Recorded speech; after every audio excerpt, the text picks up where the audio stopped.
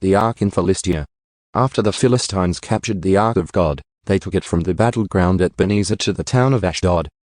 They carried the ark of God into the temple of Dagon and placed it beside an idol of Dagon.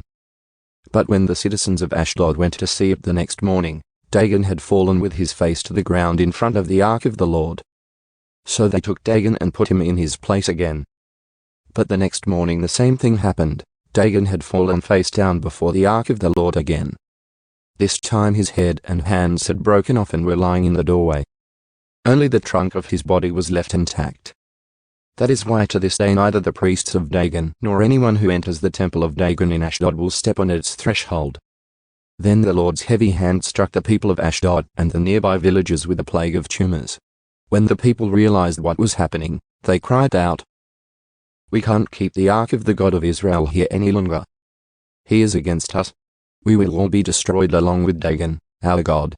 So they called together the rulers of the Philistine towns and asked, "What should we do with the ark of the God of Israel?" The rulers discussed it and replied, "Move it to the town of Gath." So they moved the ark of the God of Israel to Gath. But when the ark arrived at Gath, the Lord's heavy hand fell on its men, young and old. He struck them with a plague of tumors, and there was a great panic.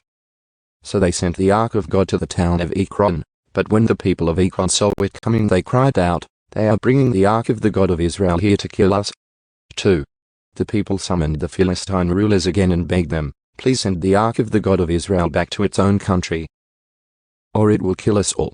For the deadly plague from God had already begun, and great fear was sweeping across the town.